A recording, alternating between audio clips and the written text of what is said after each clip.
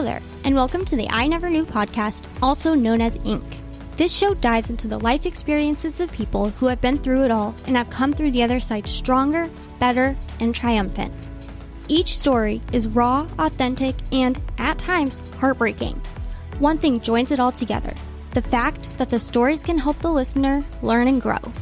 Hosted by life coach Maureen, she sits down each episode with a new guest who will empower the listener to set out on their self-discovery journey and start to heal.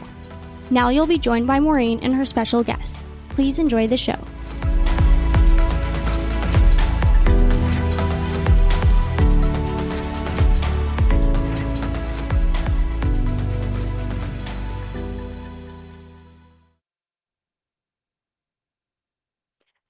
Everyone, and welcome to this week's episode of I Never Knew, But My Dog Did podcast.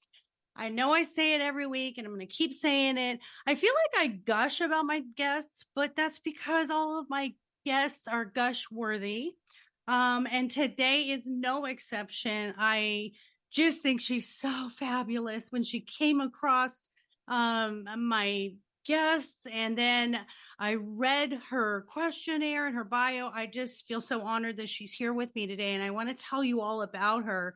So first of all, her name is Susan Gold, and she was raised in a challenging and chaotic family system, the middle child of 5 children.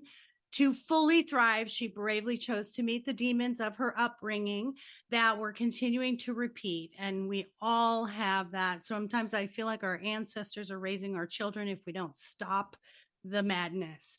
And her book, Toxic Family: Transforming Childhood Trauma into Adult Freedom, which I absolutely love that byline, is about that journey. Now, professionally, Susan became known for attaching celebrity talent to projects in New York City, which led her to produce for television and film and on to LA. She convinced modern art legend Andy Warhol to do an on-camera commercial for Pontiac, a talent deal American TV personality Donnie Deutsch still claims as one of his best.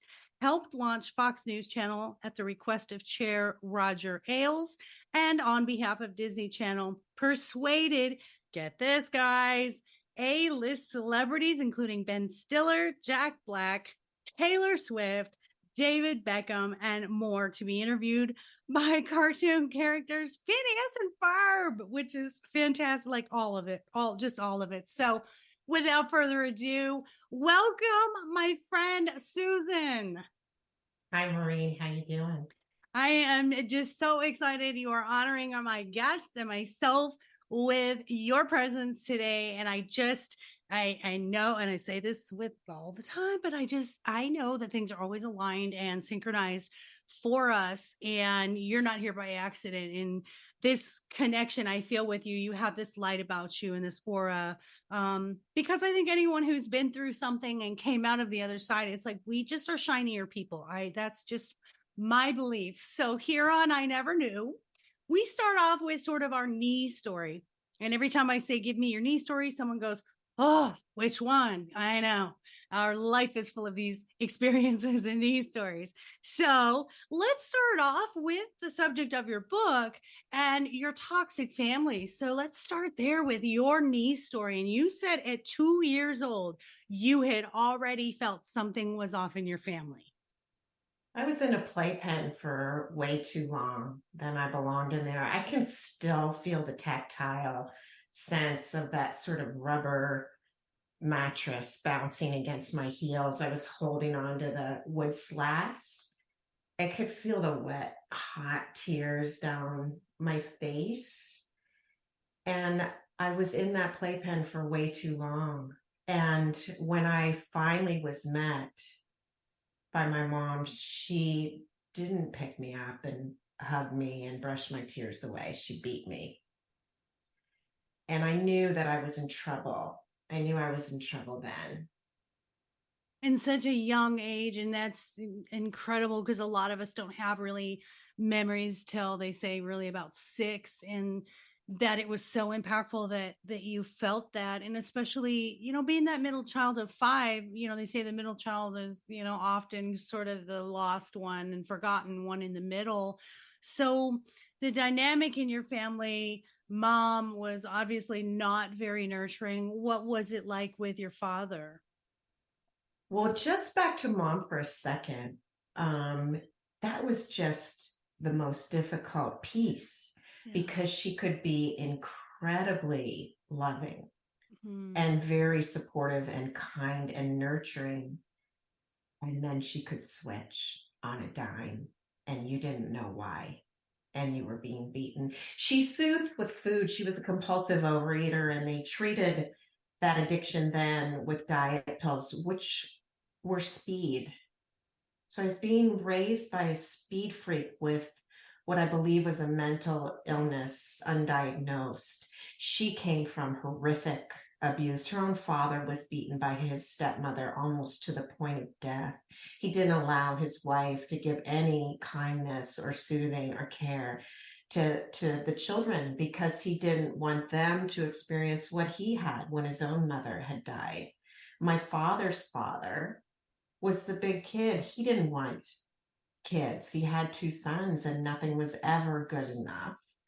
And my father's mother, my paternal grandmother, compensated and I think helped my father to narcissism. And the subjects he loved, history and music, were shoved aside. He was to be dutiful. He's a genius astrophysicist, but shellacked all that grief into place through alcohol.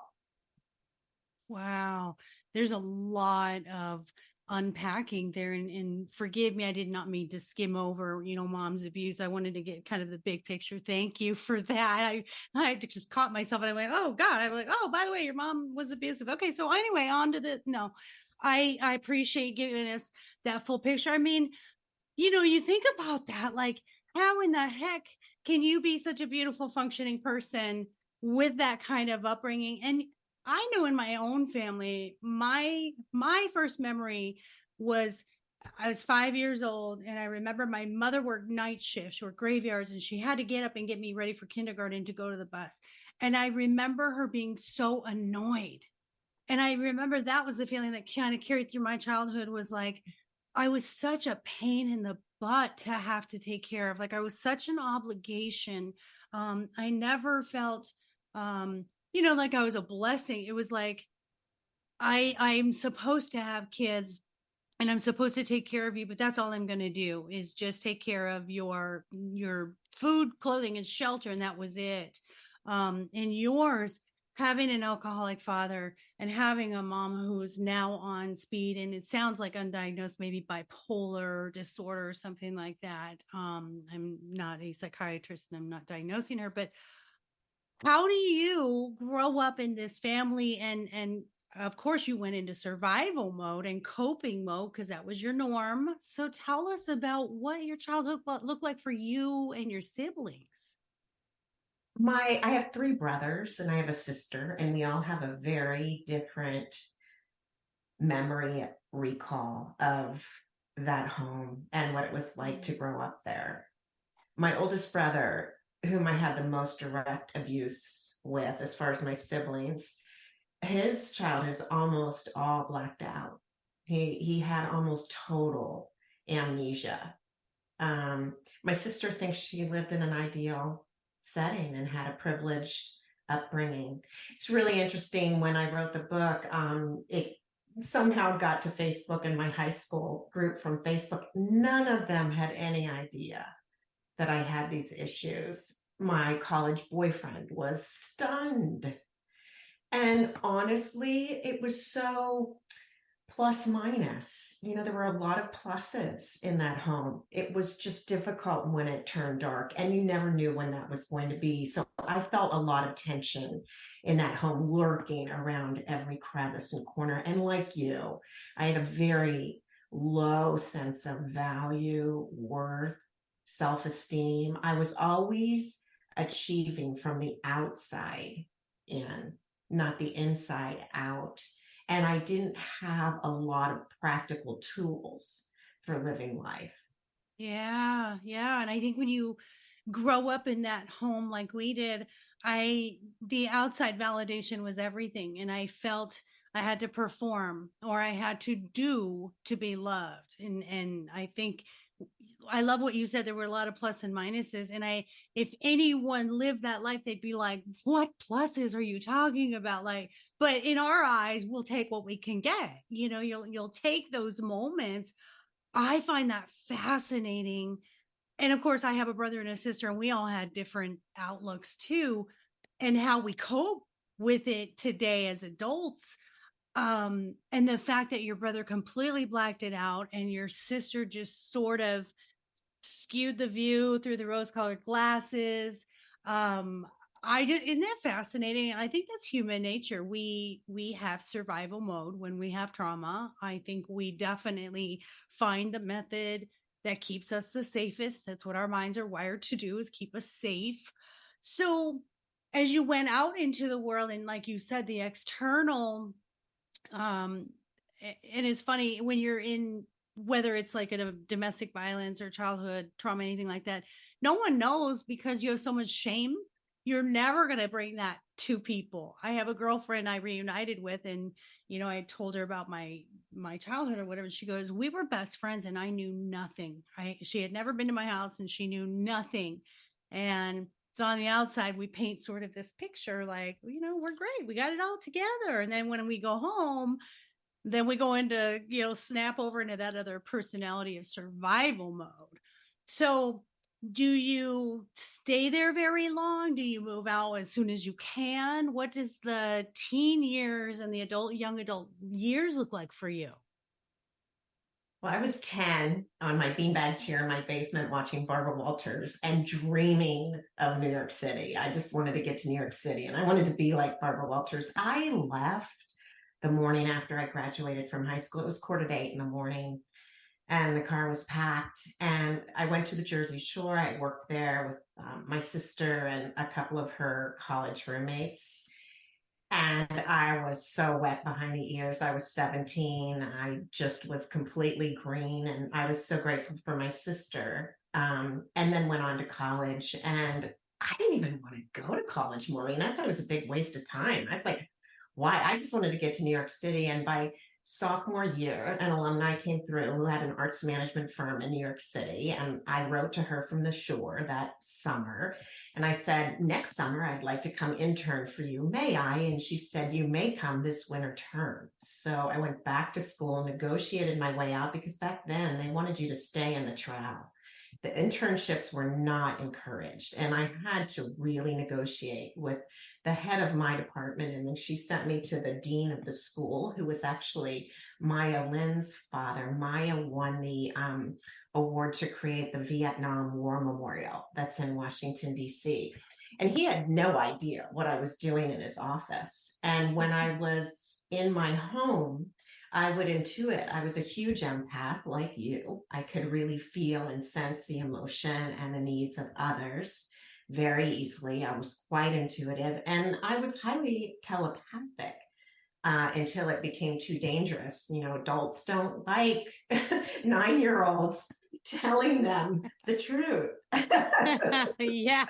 Nor they don't even like, even other adults, doing what we call the woo woo, they don't get it. If you can't understand it, it kind of scares you, which is pretty common. So you had these abilities. How do you know you had these abilities? Well, I didn't know it was unusual. And I could suddenly sense, oh, not everyone has this. And doors opened for me because I knocked and I asked. There I was in the head of the school's office, and I knew he didn't know why I was there. So I explained it. He said, sounds like a great idea, and off I went, 19, to Greenwich Village, on my own for a whole 3 months and learned to navigate the city, and then went back after college.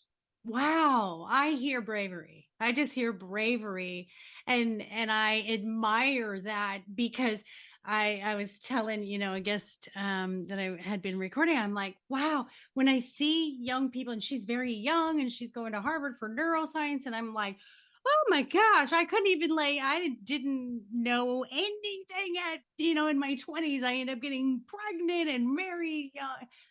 And to see that in you, that bravery, and from the background of never being told you can go do whatever you want to do and you can be and do whatever you put your mind to, that's so admirable. And I hope listeners, you understand how rare that is, because when you do come from those toxic backgrounds, you don't have that belief in yourself. And I wanted to be an actress. And I remember telling my parents I had a full ride scholarship. And I said, I want to go to Santa Clara University for performing arts. And my father said, that's like a 1 in a million. You have to have like this really special it quality. And he said, and you don't have it. And so there goes that dream. So I'll get pregnant and get married to, someone who's an alcoholic and, so her story. But I admire you so much for I take notes. So when you see me look down, I'm writing what you said, just completely mic drop moment. Doors opened for me because I knocked. Listeners, if you take nothing from this hour, please take that. Doors opened for me because I knocked. And that seems to be the whole aura of who you are and what kept you even pushing through in your hardest moments. Does that seem that? Where did your determination come from and your belief in yourself that you could go knock? Because I didn't believe I could knock on doors. I didn't think I was worthy. Where'd you get that? I was 3 and I sensed that light inside. I guess it was inside my heart. I think that's like the piece of my soul that's with me here on this walk. And she would whisper. I would listen, and I believed in angels. I mean, my father raised my sister and I to be very independent. That's a painful message your father gave you, and I understand it. My father said to me, you have really expensive taste and no one is going to want you. And I ended up carrying the weight in most of my relationships. It was very difficult for me to allow my partner to step up to the plate. I just didn't feel value and worth. And that attracted not the most shiny objects my way, more like the lowest hanging fruit. Now, there we go. There's our connection. It just, you just continue on those habits, that wiring and that programming that we had at home, which was, you are there to serve others. You are there to take care of others, and you are there to earn the love that you want. It's not this unconditional thing that's just given, which is so wrong, because it is given. And like you said, our higher selves, universe, God, whatever everyone believes, is something bigger than us, the angels, the spirits. They do speak to us. And I love something you said in your questionnaire was, I never let my light fully dim. And I think that's beautiful. You kept that in you. It's almost like when you have a campfire and you say, keep it going, even just as long as we have coals and they're still hot, we can still have a fire. Does that resonate with you? It completely does. But I have to say, I was in my early 20s when those embers really started to get close to being snuffed out. I did actually end up training Barbara Walters as a side job. And I rang her doorbell one morning at 7 a.m. and she took one look at me and she said, Susan, get in here. What is going on? And she was a great interviewer for a reason. And she got it out of me that I had been sexually harassed in the workplace the day before. My boss chased me around the office and tried to grab my crotch. She used to invite actresses in for their casting moment and asked me to leave. It was horrible. And she said, you know what? I'm going with you to work this morning. We're going to confront this man together. And I said, Barbara, thank you so much. I got it covered. I'll handle it. So I did go in that day and confronted him on his behavior. And he said, do you have everything you need? And I said, yeah. And he said, okay, you're fired. And so with 2.5 months of cash in the bank in New York City, I was newly recovering from alcoholism. I don't even think I was at 90 days yet. I had extricated myself from an abusive relationship where the gentleman held the purse strings, I'm embarrassed to say.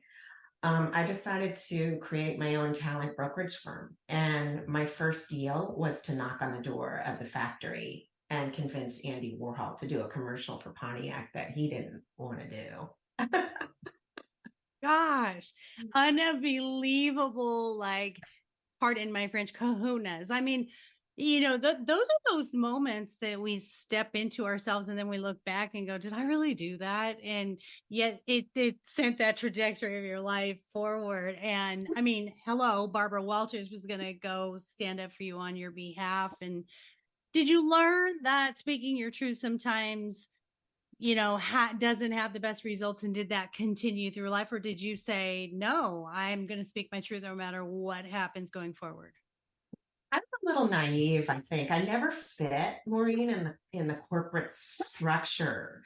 I just was like a square peg in a round hole. I didn't understand why you had to go to HR to talk to somebody 2 offices down from you. I didn't understand why you had to stay till 6:30 when you were done at 4:10. I didn't understand why I couldn't just grab a cameraman, go to a red carpet event and interview celebrities to get the footage that I needed for, the job that I was assigned to. So I don't know, maybe that's a plus that I didn't fit and that I stood out and that I was willing to take risks. I was really a strong risk taker. And that was a benefit of growing up in a home where there was no solid footing.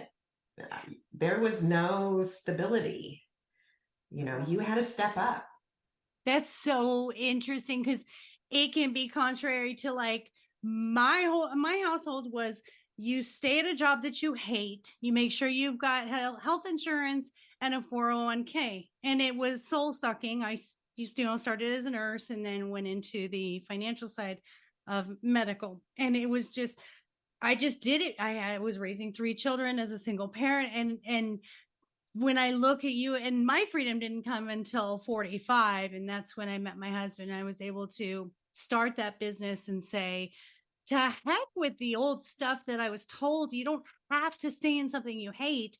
And both my mom and dad emanated that. That's what they did. They both hated their jobs and stayed at them for 40 years. And so, in a way, and this is going to sound crazy, and you can reach through and choke me if you would like, in a way, it's kind of beneficial that you don't have structure, because then you really don't go out into the world as an adult and just sort of follow along those rules.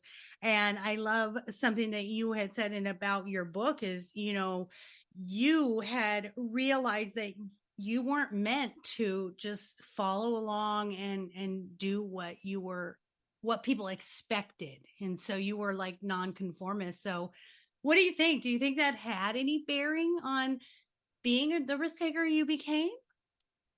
Well, I have to say, Maureen, like you, and I'm sure like your listeners, we came in with purpose. We came in with a specific mission. We walked through fire, but we are here to learn from that walk and then to help others with a new perspective on how to see their walk and to see the beauty in it. And the freedom when you find that purpose, or what I always teach my coaching clients is your ikigai, something you love, something you're passionate about, things that and your purpose. It's like when you find that, my mother and to be clear, my parents and I have resolved everything, and they're just wonderful, and they've owned a lot of their things, and which is really good closure and healing for me. But I think when I finally found that purpose, that's the healing part. The healing part is, my mother had said, when you love what you do, you'll never work another day in your life. And that's doing the podcast and the coaching and things I do now, is in writing my books. It's like, it's not work. It's not work anymore. And I feel like you had that moment too, when was it either when you started your own company, or when did your sort of enlightenment moment come, do you think? Well, it's been all the way on the walk, and I love you sharing about your full circle with your family. It took me decades, and toxic family was not my title. That's my publisher's title. My title was Magical Illumination because that's what I feel it's been, but that's certainly not the story contained in the book, or certainly not what will attract the people that need to be exposed to my experience for their own benefit. But yeah, I too, like you, really had profound respect for the roles my parents played. My dad's a genius astrophysicist. I adore what he delivered, and I have profound love for him. My mom and I, though we separated for a while, and it took a while to go through the weeds, we were telepathically connected, because once she died, I realized, oh my goodness, I've been speaking with you the whole time this way. I feeling your energy, because we were on opposite sides of the country. And I think it was when I actually had my own son that I connected even more strongly. But yeah, it's a beautiful way to look at it. And I know I didn't answer your initial question, but it's so wonderful to be able to come to that place. And some of us can't, and I get it. I totally get it, but I feel like that was my sole purpose. I've lived an amazing trajectory. I've had really privileged exposure in my career to some household names that, it's fun. It's fun to get to know those people that you see in the movies and you see on TV for who they really are. It's just simple human beings trying to pull their pants leg one at a time on correctly, but in public. And I don't know what the point of was that. Boy, I'm losing my points today. I'm just so No, that's great. Excited. I'm so excited to be connecting. I know. I love that so much. And I agree with you where I think, because we do come with this purpose, and what I have learned, and I've always said this is when I knew I was healed, was when I had gratitude for all of the experiences and all of the people. And that's not just picking and choosing and saying, well, this was a really good friend, I'm so grateful for them, and that was great. No, I'm estranged from my oldest child, and I almost believe, and I know I'm going to get flack for this one, and I say this to people and they go, what are you talking about? I almost believe that the people that have given me the hardest time, the most emotional reactions negatively, actually love me unconditionally and came here because they knew their actions, their behaviors would make me grow immensely. And I say it about my oldest daughter all the time. I say she's been my greatest teacher. And even though we're estranged and we don't talk, I love her unconditionally where she is. And it's okay if we can't be in the human physical space. We are still connected because she is my child. Whereas my middle daughter, I feel like she's been my mother in another lifetime. But my favorite thing to say now is, and I think you'll appreciate this, I used to think when I had to end friendships or people made me mad and I was able, my cutoff game is very strong. When I could do that, now I just say that contract had ended. You were supposed to be in my life for this purpose, for this amount of time, and that's okay. It's time for that contract to end because I have contracts with other souls that are coming to help me grow more. What do you think of that, and how do you view toxic people coming and going or experiences in your life? Well, I'm more awake to the toxicity now. Right. That's helpful. And that's come from a lot of work. But I believe I was popped right into that family with purpose and with privilege. And I too feel like, people that I engage with, it's for purpose. It's for soul evolution. If I'm willing to look at it, I just think next time I'm going to take a look at that contract a little more closely before I come in. I know what you're saying. And I've said this, that when these experiences come, and I tell this to my coaching clients, like when the experience comes and it's not so fun, don't look at it at why me, why is this happening, but say, what is this teaching me? And do not think just because you solve it in one way, that it's not going to come at you in a couple of other ways. For instance, once I divorced my first husband, and again, that he was an alcoholic and that was an abusive situation. And then I went into, these other relationships that were narcissists and toxic, and I got rid of them. So here I am like, whew, okay, I've shed all of this narcissistic people. I know what to look for now. I can trust myself to go out and date. Well, that's great. I conquered narcissism in dating and romance. But then I'm examining my daughter a little bit more, who I had been enabling through my own guilt, and I see some narcissistic traits there. I had a best friend that we'd been friends for a very long time when I wasn't at my best self, and I felt like misery loves company.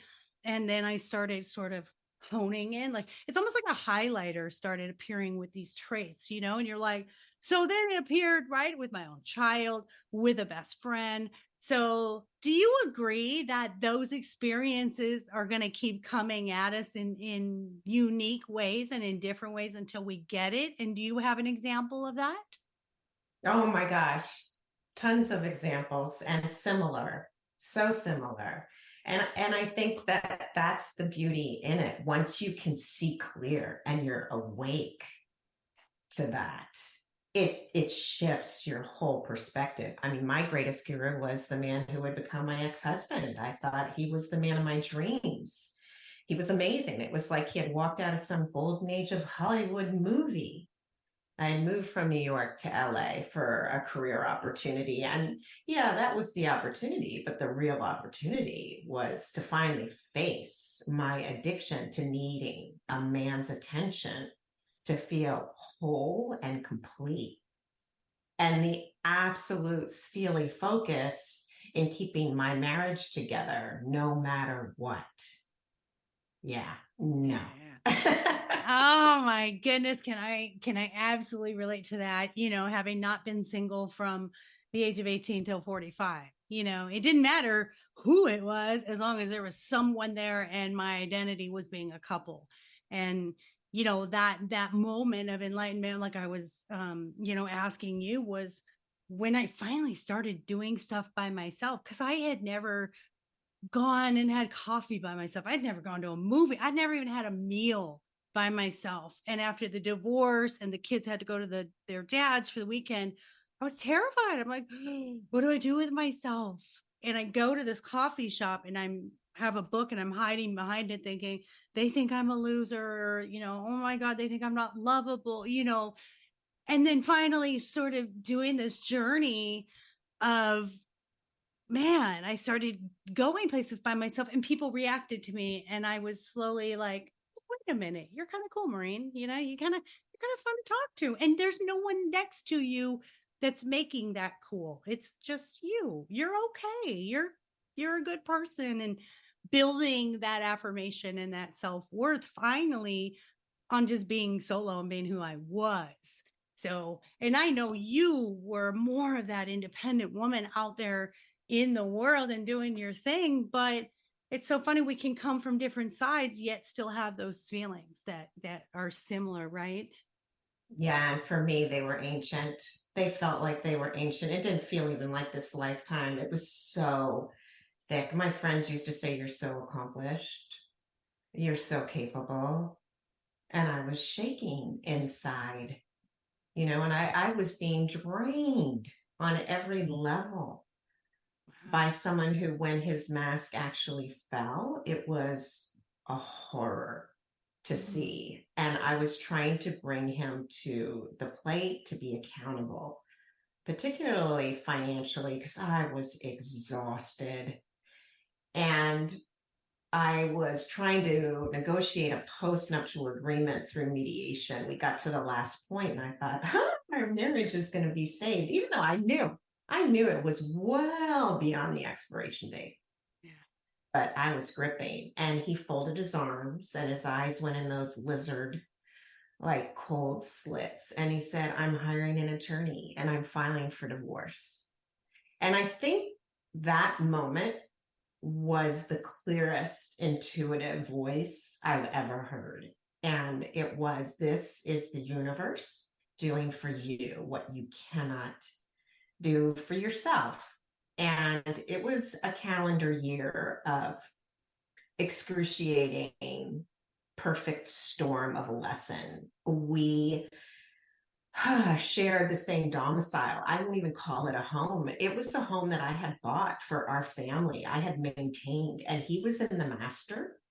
And by choice, I was on a mattress on the floor in a partial conversion in our garage. And that is the billboard, Maureen, I needed to fall on my head to wake up to the scenario I was playing out. Here I was playing out exactly what my dad had told me. I would have to carry the weight because no one would want me. And it was a year of holding no contact. I was so grateful for the long time meditation retreats I had been on, a week at a time, holding complete silence, no eye contact. And that's what works when you're divorcing a narcissist, sadly. And within a calendar year, I was able to settle, write him a 6-figure check. He went on to his next source of supply. And that's when I really understood my own power. That's when I gained respect for my own being and compassion and love for all I'd walked through. That inner child became real in me. I didn't discount her. I didn't punch her. I didn't shut her up anymore. I let her walk freely. And I'm grateful to my ex-husband. I don't speak with him, but I don't wish him ill either. I can't even imagine what it's like to inhabit that body he's in, especially now on this planet with the energies and the frequencies ascending. I'm so grateful for that lesson. I love all of that so much. And I've always said, God, source, universe sometimes rocks the boat and then sometimes flips it over. And I think your boat gets flipped over when you're living status quo and mediocrity, and you're not supposed to. You have a higher purpose. And sometimes you just need, the universe is like, hey, hello, I need your attention. You're not going to like this, but you're going to do this because I promise you later on, it'll be good. I remember doing this awesome guided meditation one time, and it was, you're supposed to envision yourself walking with an anchor, and there's a string tied to this anchor. And then the future you walks up and has like a golden scissor with your name on it, and you cut the string of your anchor, and the anchor goes out into the ocean, and it just disintegrates into pieces, and your future self hugs you. And I don't know why I have goosebumps, just, that's a total message and validation. That has stuck with me because when I do things now, I use that and think, would my future self thank me for this? Am I being kind? Am I helping the world? Am I doing what I'm supposed to be doing here? Will my future self, my higher self, be proud of me for this move or for this behavior or for these words? So I just thought that's something that stuck with me. So I can talk to you forever. First of all, I want a really good story of let's talk about a good celebrity story or someone that surprised you with their behavior. They were funny, they were kind, or tell me a good celebrity story that you have. My goodness. Well, yeah, besides Andy. Barbara Barbara Walters. And Andy. Yeah. Well, I ran a show in Hollywood. It was about the business of Hollywood. It ran on American Movie Classics, AMC. And we had everybody imaginable. And one day, Vince Vaughn was the first guest, and George Clooney was coming in behind him. And we had one trailer. And Vince was going on and on and on in the set. And it was getting closer and closer and closer to George Clooney's arrival. And I was like panicking. I was like, what are we going to do? And finally, just, no one could get Vince from, telling the stories. So finally, I went out to the trailer and I grabbed his cigarettes and his rings and his bags, and I'm throwing it out, throwing it into the car. And George Clooney's car pulls up and I'm throwing the shit in, and he gets out and he's like, am I really that important? I love that. I love that. I love it when I hear celebrity stories where, they just realize their humanity and they're just kind. I've always said, if I were ever blessed to be able to have the exposure to talk to millions of people, I would be no different than the girl that's sitting right in front of you. I know, easy to say, but I truly do. That to me stands out more. Nobody's success and fame and money stand out more to me than their kindness to other humans. So, or animals, because animals are my thing. So I have a segment, and I'm going to give you a choice, or you can do both. So I have a segment called What Can You Do For Me? And it is weird services that people offer. So, for instance, I've had like hire a mom for college students. They can have a mom that comes and cleans her room. I've had like hire a bridesmaid, or you can hire goats. You can have goats rent goats to come in and mow your yard for you. So, what is the most unique service you've ever utilized, or maybe a celebrity utilized, or that you've heard of that's just like, why would you do that? The recent one I saw was a snake massage. So, what you got for me? Oh my gosh. Well, this was back in LA and I never utilized it, but I thought, oh my goodness, the person that would pick up your dog poop person. Wow. I actually had a car in front of me that had a wrap, and it was something like, it was the cutest like marketing campaign. It was like, probably like Pooper Scoopers or Dr. Poop. And you can buy dog poop if you don't have a dog to fertilize your yard. I just did hear that from one of my guests. So fantastic. Yes. And anything dog related, I am all about. So the other segment I have, my husband tends to think I have a lot of meaningless information I must share. We call it MIMS in our household. So he'll say, thanks for that MIM. The one MIM that I do have is Amelia Earhart actually should not have been the one to travel. She was not chosen first. There was another young lady who was the youngest woman to ever receive a pilot's license at 17 years old. However, Amelia Earhart's husband was in marketing, and that is how she got her fame and was chosen after this young lady's plane broke down because she was supposed to be first. And Amelia Earhart's husband created this clothing line for her and had her modeling in magazines. So it just shows you the power of marketing. So that's my MIM. What kind of a MIM do you have for me today? Gosh, my son has to give you my memes. He's always telling me my stories make no sense. And what was that about, Mom? Really? Yeah, I don't know that I have one specific, but I love your telling of yours. I love it. There is a show I was watching yesterday. I think it was Netflix.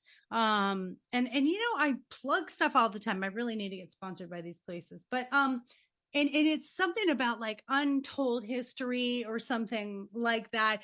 And I am a history like buff. Every time we travel, I have to go to a museum.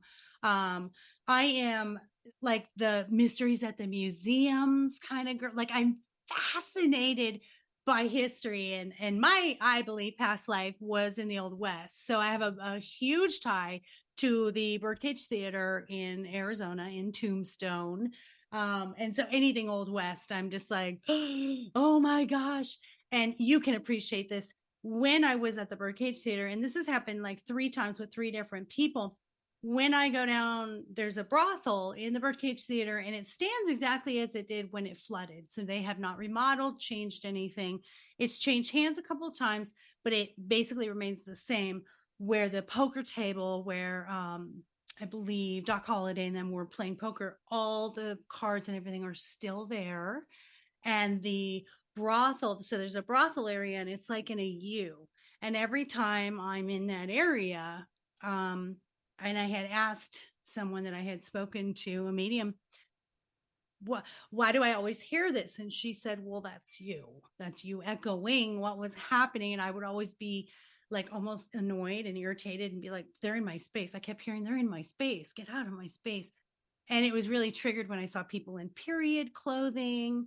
And I could feel things. They have a carriage that took the bodies to the cemetery. So I have a very significant tie to the birdcage. There's a picture in the Birdcage Theater. There's a whole wall of pictures of all of the entertainers that came, and they had a stage, of course, and they performed. There were dancers and actors. And on this wall, there's a picture of everybody that came and performed. And I'm walking by this wall of pictures, and I'm stopped dead in my tracks. And I look at this picture, and I'm like, that's me.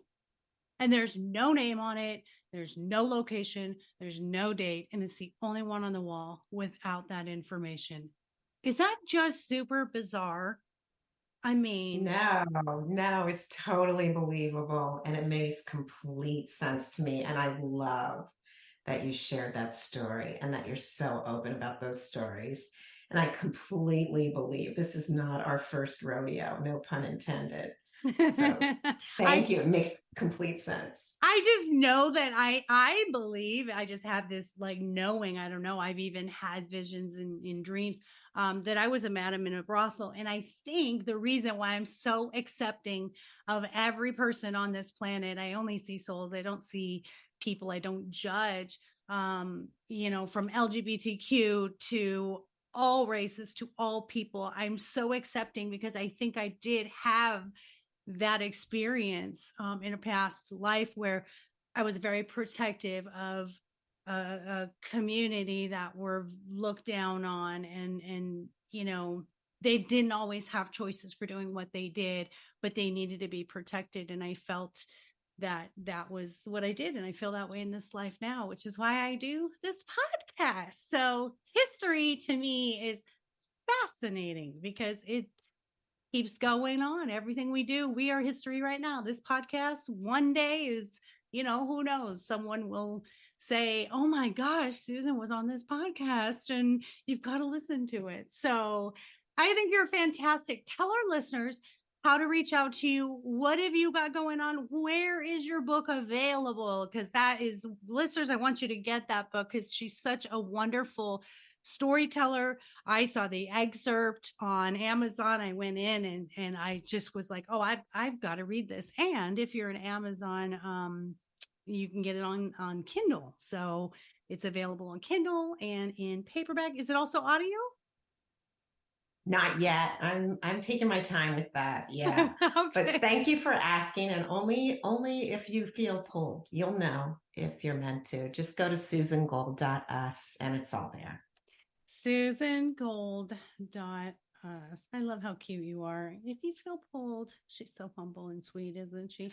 I'm going to pull you guys more. Go to her website. Go get her book. I'm just saying she is just really, really fantastic. And thank you for being a light into this world. And thank you for the hour you just gifted me because it's more valuable to me than anything. So thank you for being our guest and for sharing all of your vulnerabilities and your stories and inspiration for all of us. Thank you for producing the platform, Maureen. It really takes a lot of time, energy, financial aspects. So I know there's a lot behind it. You do a beautiful job. And I really appreciate the content you're bringing forward.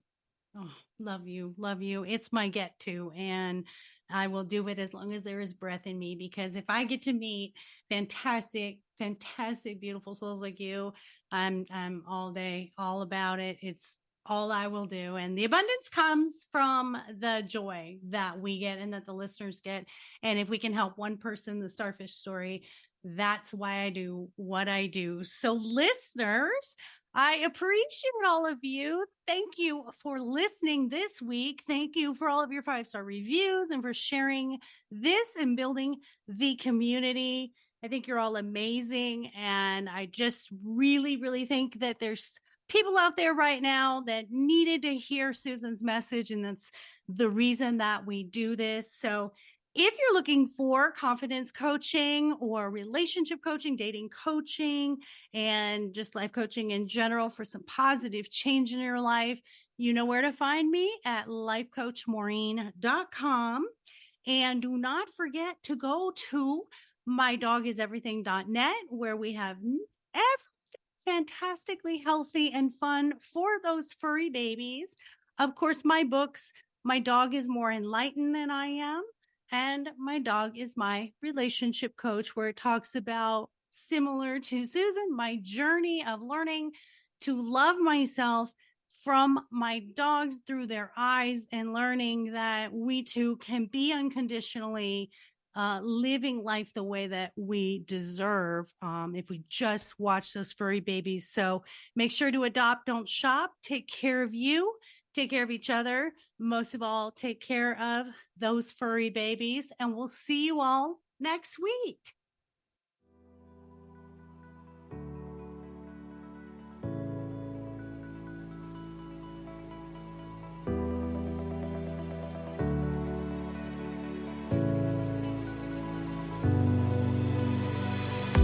Thank you for tuning in to the I Never Knew podcast. If you found today's episode inspiring and educational, please be sure to follow, subscribe, and spread the word. The more people that join the Inc. community, the more it can develop and influence others as we work together for a healthier and brighter future. Until next time.